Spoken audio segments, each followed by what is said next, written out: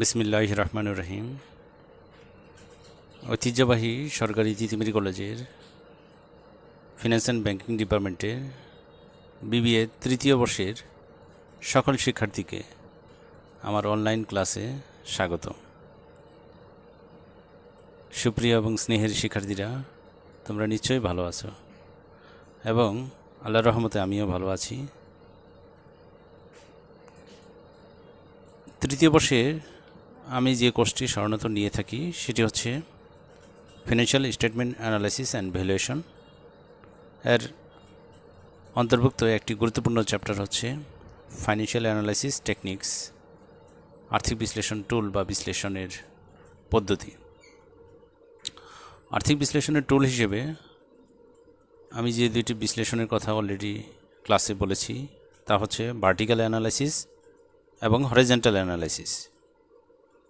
পাশাপাশি আরও একটি গুরুত্বপূর্ণ, অধিক জনপ্রিয় এবং অধিক গ্রহণযোগ্য পদ্ধতি হচ্ছে অনুপাত বিশ্লেষণ। সেই অনুপাত বিশ্লেষণের একটি স্পেশাল ব্রাঞ্চ হচ্ছে ডুপন্ট বিশ্লেষণ, যেটা তোমরা স্লাইডে দেখতে পাচ্ছ। ডুপন্ট বিশ্লেষণের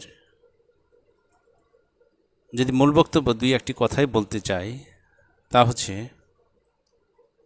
একটি প্রতিষ্ঠানের মালিক বা শেয়ার হোল্ডারদের রিটার্ন মেজার করার জন্যই ডুপন্ট বিশ্লেষণ করা হয় এবং এই মালিকের বা শেয়ার হোল্ডারদের রিটার্ন মেজার করার জন্য তিনটি গুরুত্বপূর্ণ নির্ধারক রয়েছে। সেই তিনটি গুরুত্বপূর্ণ নির্ধারকের হচ্ছে: 1, প্রফিট মার্জিন, 2, অ্যাসেট টার্নওভার এবং 3, ইকুইটি মাল্টিপ্লায়ার। আমরা এই মুহূর্তে আসলে বিস্তারিত যাব না, ধীরে ধীরেই আমরা আলোচনার পরিধি হবে, বিস্তারিত হবে। আমরা এই মুহূর্তে পরবর্তী স্লাইডে যাচ্ছি, যেখানে ডুপন্টের একটা ওরিয়েন্টেশন তোমাদের সামনে তুলে ধরা হবে। তোমরা ডুপন্টের এই মডেলটা 4টি নাম রয়েছে, যার প্রথম নামটি হচ্ছে Dupont identity, Dupont equation, Dupont model, Dupont method. এর যে কোনো একটি নামই অভিহিত করা যেতে পারে। ডিইউ এই নামটি দেখে হয়তো তোমরা অনেকেই ভাবছো এটা ঢাকা ইউনিভার্সিটি। বিষয়টি তা নয়। ডুপন্ট ইউএসের একটা ফার্ম, যারা এই মডেলটি এস্টাবলিশ করেছে এবং তাদের প্রতিষ্ঠিত এই মডেলটি বিশ্বজুড়ে তারা অ্যাকসেপ্টেন্স অর্জন করে ফেলেছে এবং বিশ্বজুড়ে এই গ্রহণযোগ্যতার পিছনে কারণও রয়েছে। কারণ এই মডেলটি একটা যে গুরুত্বপূর্ণ কাজটি করেছে সেটা হচ্ছে এটা rate of return on equity measure করে। সংক্ষেপে আমরা বলি আরওই, যেটাকে 3টা ভাগে ভাগ করা হচ্ছে, বলা হচ্ছে 3টা ভাগে রিটার্ন অন ইকুইটি মেজার করা হয়। তার প্রথম ভাগটির নাম হচ্ছে প্রফিটেবিলিটি, দ্বিতীয় ভাগটির নাম হচ্ছে অপারেটিং এফিসিয়েন্সি এবং তৃতীয় ভাগটি হচ্ছে ফিনান্সিয়াল লিভারেজ। এই যে রিটার্ন অন ইকুইটি, এটার 3টা গুরুত্বপূর্ণ উপাদান নিয়ে গঠিত। তার প্রথম নামটি হচ্ছে প্রফিটেবিলিটি, দ্বিতীয়টির নাম হচ্ছে অপারেটিং এফিসিয়েন্সি এবং তৃতীয় নামটি হচ্ছে ফিনান্সিয়াল লিভারেজ। এখন প্রফিটেবিলিটি আমরা কিভাবে মেজার করব, সেটা হচ্ছে প্রফিট মার্জিনের সাহায্যে। এফিসিয়েন্সি আমরা কিভাবে মেজার করব, সেটা হচ্ছে অ্যাসেট টার্নওভারের মাধ্যমে। আবার ফিনান্সিয়াল লিভারেজ আমরা পরিমাপ করব ইকুইটি মাল্টিপ্লায়ারের মাধ্যমে। আমরা এই কাজটা বিস্তারিতভাবে করা হয় বিদায় এই মডেলটি আসলে অনেক গুরুত্বপূর্ণ। আমরা ডুপন্ট বিশ্লেষণের সাধারণ সংজ্ঞায় যাব। অলরেডি আমরা বুঝে ফেলেছি যে ডুপন্ট বিশ্লেষণ আর কিছু নয়, সেটা হচ্ছে অনুপাত বিশ্লেষণ, যেখানে কোম্পানির রিটার্ন অন ইকুইটি মেজার করা হয় এবং এই মডেলটা রিটার্ন অন ইকুইটিকে 3টি প্রধান কম্পোনেন্টে ভাগ করা হয়। সেই প্রথম তিনটি ভাগ হচ্ছে প্রফিট মার্জিন, অ্যাসেট টার্নওভার এবং ফিনান্সিয়াল লিভারেজ। আমরা এবার ডুপন্ট মডেলের ম্যাথমেটিক্যাল এক্সপ্রেশনটা দেখতে চাই, অর্থাৎ গাণিতিক প্রকাশ। সেই গাণিতিক প্রকাশটা আমরা এভাবে বলতে পারি যে রিটার্ন অন ইকুইটি ROE সমান profit margin into asset turnover into financial leverage. এখন আমরা এই অ্যারো চিহ্ন দেওয়া আছে যে প্রফিট মার্জিনটা আসলে কিভাবে তৈরি হবে। প্রফিট মার্জিন একটা অনুপাত, সেই অনুপাতের আমরা লব অংশে দেখতে পাচ্ছি নেট ইনকাম আর হর অংশে হচ্ছে নেট সেলস। প্রফিট মার্জিন তাহলে হচ্ছে net income divide by net sales. Asset turnover হচ্ছে net sales divide by total assets. আর ফিনান্সিয়াল লিভারেজ হচ্ছে total assets divide by total share holders equity. আসলে আমরা তিনটা নির্ধারক বলছি, আসলে তিনটা অনুপাত। এই অনুপাতের দিকে একটু পর্যবেক্ষণ করলে আমরা দেখতে পাচ্ছি যে হর অংশ যা আছে লব অংশ তাই আছে। তাহলে গুণ অবস্থায় এগুলো কিন্তু ডিডাকশন হয়ে যায় বা অমিট হয়ে যায়। যেমন নেট সেলস নিচে আছে উপরেও আছে, তাহলে আমাদের কিন্তু নেট সেলস বলে কিছু থাকে না। টোটাল অ্যাসেটস এখানে আছে, টোটাল অ্যাসেটস লবংশ আছে, তাহলে কেটে যাচ্ছে। তাহলে আমাদের থাকলো কি net income divide by total share holders equity. আমরা যদি এভাবে দেখি ROE সমান net income divided by equity. তাহলে আমরা দেখতে পাচ্ছি রিটার্ন অন ইকুইটি সর্বশেষ অবস্থান, আমাদের সর্বশেষ রেশিও দাঁড়ালো net income divide by equity. এই যে সর্বশেষ যে রেশিওটা আমরা দেখতে পাচ্ছি, এটা কিন্তু আমাদের একটা সাধারণ অনুপাত হিসাবে আমরা যখন রিটার্ন অন ইকুইটি সাধারণ আলোচনায় করব, সাধারণ অনুপাতের আলোচনা করব, তখন এটা প্রযোজ্য। কিন্তু আমরা যখন ডুপন্টের মাধ্যমে ROE নির্ধারণ করব, তখন কিন্তু আমরা এই তিনটাকেই এভাবে বিন্যাস করতে হবে। সেটা হচ্ছে profit margin into asset turnover into financial leverage. আমার মনে হয় বিষয়টা তোমরা বুঝতে পারছো। আমরা পরবর্তী স্লাইডে আরও সুযোগ আছে বোঝার জন্য। আমরা ডুপন্ট বিশ্লেষণের কথাটাই বলি যে রিটার্ন অন ইকুইটি মেজার করি আমরা। রিটার্ন অন ইকুইটি সমান net profit margin into asset turnover into leverage ratio. সেটা আমরা অনুপাত আকারে বলছি net income divide by net sales. এটা হচ্ছে profit margin. Net sales divide by total assets হচ্ছে asset turnover. Average total assets divide by average common equity হচ্ছে leverage ratio. আরেকটি কথা এখানে আলাদাভাবে দেখা যাচ্ছে, সেটি হচ্ছে এই যে রিটার্ন অন অ্যাসেট, এটা আসলে এই দুইটার গুণফল। প্রফিট মার্জিন এবং অ্যাসেট টার্নওভার একসাথে যদি আমরা গুণ করি, তাহলে তাদের গুণফলটাকে বলা হয় return on assets. Return on assets into leverage ratio যদি তার গুণফল করি, তাহলে সেটার নাম হচ্ছে রিটার্ন অন ইকুইটি। আসলে আগের আলোচনারই কিছুটা ধারাবাহিকতা, আর কিছু নয়। আমরা যে অনুপাতগুলো দেখলাম, তিনটে অনুপাত আবার এক নজরে দেখে যাই, কারণ আমরা সামনে একটা ডেমনস্ট্রেশন প্রবলেম দেখব, তার জন্য আমরা তৈরি হচ্ছি। আমরা বলছি প্রফিট মার্জিন, সেটার সূত্র হচ্ছে নেট ইনকাম, আসলে এখানে একটা সমান চিহ্ন বসবে, net income divide by net sales, এটা হচ্ছে প্রফিট মার্জিনের সূত্র। দ্বিতীয়টি হচ্ছে অ্যাসেট টার্নওভার, যা হচ্ছে net sales divide by average total assets, এবং লিভারেজ রেশিও বা ইকুইটি মাল্টিপ্লায়ার হচ্ছে average total assets divide by average common stock holders equity.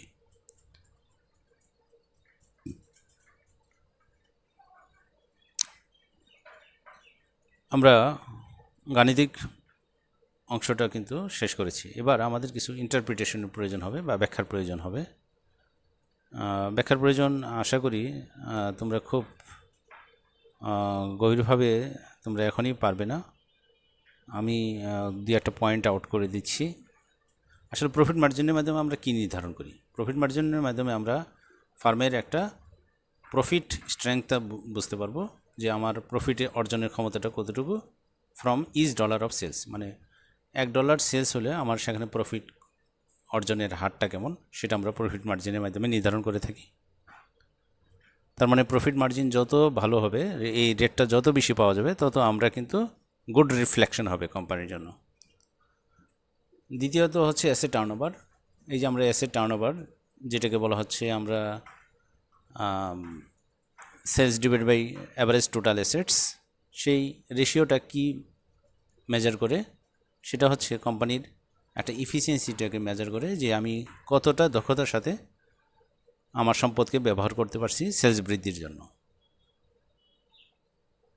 তৃতীয় যে পয়েন্টটা সেটা হচ্ছে লিভারেজ, ফিনান্সিয়াল লিভারেজ। এটা আসলে আমাদের একটা ফার্মের ঋণের উপর নির্ভরতা কতটুকু সেটাকে মেজার করে। ফার্ম কতটুকু ডেট ফাইন্যান্সিংয়ের উপর নির্ভর সেটা কিন্তু ফাইন্যান্সিয়াল লিভারেজের মাধ্যমে প্রকাশিত হয়। তাহলে আমরা এই তিনটা উপাদানই বা নির্ধারকই হচ্ছে আসলে ডুপন্ট মডেলের মূল কথা বা মূল আকর্ষণ। আমরা একটা ডেমনস্ট্রেশন প্রবলেমে যাব।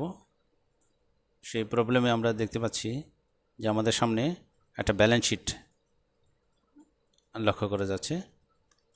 যে ব্যালেন্স শিটে আমরা জানি যে অ্যাসেটস এবং লায়াবিলিটি অ্যান্ড ওনার্স ইকুইটি অ্যাকাউন্টগুলো থাকে। এখানে একটু খেয়াল করো যে এখানে কিন্তু আমাদের সকল টাকার অঙ্ক $, ইন 1000, অর্থাৎ এখানে যে ফিগারগুলো আমরা দেখতে পাচ্ছি আসলে সবগুলোই পাশেই আরও 3টে করে শূন্য থাকবে, যেহেতু লেখা আছে $, ইন 1000। এবং আরও একটা বিষয় আমাদের এখানে লক্ষণীয়, সেটা হলো 2008 সালের তথ্য এবং 2007 সালের তথ্য দেওয়া আছে। এটা অ্যাসেট সাইড, এটা liability and owners equity side. 2007 এবং 2008 সালের তথ্য থাকা মানে হলো এটা কম্পারেটিভ ব্যালেন্স শিট। এবং আমরা অঙ্ক যখন করব তখন 2 ইয়ারের ফিগার আমরা একসাথে বসাবো না। সেখানে আমাদের কাজ হচ্ছে যে 2 বছরের তথ্য থাকলে সাধারণত অ্যাভারেজ, আমরা ইতিপূর্বে যখন স্লাইডগুলো দেখালাম সেখানে কিন্তু অ্যাভারেজের কথাই বলছি। সো অ্যাভারেজ টোটাল অ্যাসেটস এবং অ্যাভারেজ ইকুইটি, অনার্স ইকুইটি, এটাকে আমরা ব্যবহার করার চেষ্টা করব।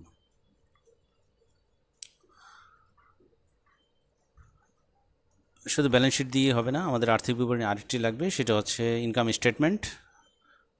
এখানে ইনকাম স্টেটমেন্ট এটাও $, ইন 1000, অর্থাৎ প্রত্যেকটা আইটেমের পাশে যে সংখ্যা টাকার অঙ্ক দেওয়া আছে তার সাথে আরও 3টা করে শূন্য অ্যাড করতে হবে। এবং আমরা নেট ইনকাম দেখতে পাচ্ছি 5,350,000। এবং সর্বশেষ যে আরেকটি কথা আছে সেটা হচ্ছে কোম্পানির প্রেফার ডিভিডেন্ড রয়েছে $250,000। এটা কিন্তু আবার 1000-এ নাই, এটা একবারে সরাসরি দেওয়া আছে $250,000 প্রেফার ডিভিডেন্ড। এই কোম্পানির প্রেফার ডিভিডেন্ড হচ্ছে 250,000। এটার কিছু কাজ রয়েছে, তোমরা জানো নেট ইনকাম থেকে আমাদের শেয়ার হোল্ডারদের, প্রেফার শেয়ার হোল্ডারদের টাকাটা বাদ দিতে হয় যদি আমরা প্রকৃত net income for common stock holders বের করতে চাই। তাহলে এখন যদি এই আমাদের কম্পারেটিভ ব্যালেন্স শিট এবং ইনকাম স্টেটমেন্ট থেকে আমাদেরকে প্রিপেয়ার করতে বলে যে রিটার্ন অন ইকুইটি মেজার করো, যেটা ডুপন্ট আলোচনার বটম লাইন, সেটা হচ্ছে আরওই নির্ধারণ।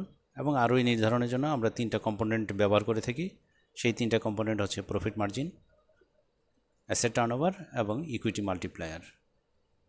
আমরা কম্পিউটেশনটা করার চেষ্টা করব।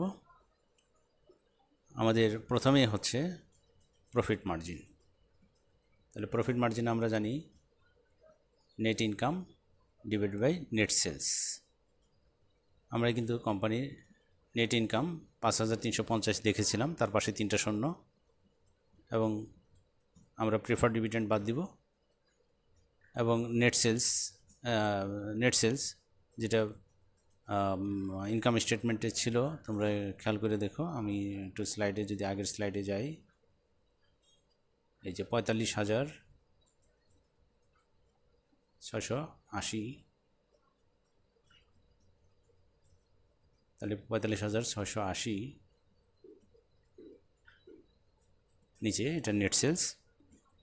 তো সেই ফলাফলটাকে আমরা 100% দ্বারা গুণ করে আমরা ফলাফল পেয়ে গেলাম 11.16%।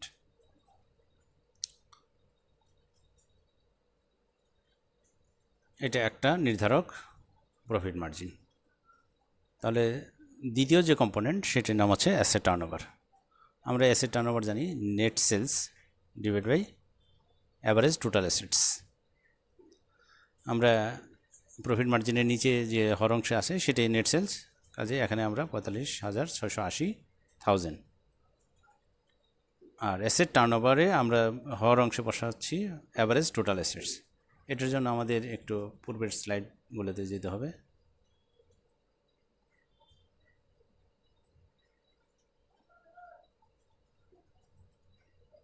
এই যে এই দুটো টোটাল অ্যাসেটস 2 বছরে আমরা যদি যোগ করি, 2 দ্বারা ভাগ করি, তাহলে যে অ্যাভারেজ, সেই অ্যাভারেজটা এখানে শো করবে।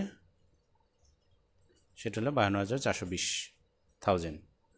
সেটা যদি আমরা ভাগ করি উভয়কে, তাহলে আমরা পেয়ে যাচ্ছি 0.84 অ্যাসেট টার্নওভার, যেটা মেজার করা হয় আসলে টাইমস দিয়ে। তাহলে আমরা অ্যাসেট টার্নওভারও নির্ধারণ করলাম। সর্বশেষ যেটি থাকে ইকুইটি মাল্টিপ্লায়ার, তোমরা জানো এটা হচ্ছে লব-অংশে থাকবে অ্যাভারেজ টোটাল অ্যাসেটস, আর নিচে হচ্ছে average equity. Average total assets already আমরা নির্ণয় করেছি আগের অ্যাসেট টার্নওভার রেশিওতে 54,420,000 ডলার। আর নিচে হচ্ছে 32,900। এটা আমরা কোথায় পাবো সেটার জন্য আমরা পূর্বের স্লাইডে যাব। আমরা এখান থেকে দেখব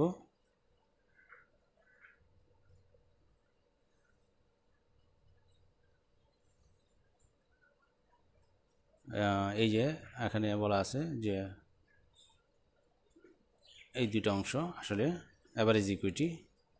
সেটা যদি আমরা এখানে প্রয়োগ করি, সেটা হচ্ছে 32,900,000 ডলার। এখন এইটা ভাগফল করার পর আমরা পেলাম 1.65 টাইমস ইকুইটি মাল্টিপ্লায়ার। এটাও টাইমসে প্রকাশিত হবে। তাহলে আমরা তিনটেই পেয়ে গেলাম, প্রফিট মার্জিন, অ্যাসেট টার্নওভার এবং ইকুইটি মাল্টিপ্লায়ার। এখন এই তিনটা পরস্পর গুণ করার পর কম্বাইন্ড আমরা যে গুণফলটা পাবো সেটার নাম হচ্ছে 15.47%। এটাই হচ্ছে আমার ROE। এই যে আমরা তিনটা অংশে ডিকম্পোজ করলাম এবং তারপর তিনটা ফলাফল আমরা একসাথে নিয়ে আবার একটা কম্বাইন্ড রেজাল্ট পেলাম, এটাই হচ্ছে ডুপন্টের ROE নির্ধারণ।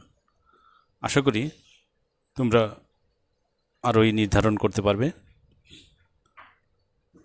আমি জানি না কতটুকু তোমাদের বোধগম্য হয়েছে বিষয়টা, তবে তোমরা যদি এটা ভিডিওটা বারবার দেখে ROE নির্ধারণ করতে পারো, ডুপন্ট বিশ্লেষণ করতে পারো, সেই ডুপন্ট বিশ্লেষণ হবেই তোমাদের জন্য এই চ্যাপ্টারের মূল আলোচনা এবং টার্গেট।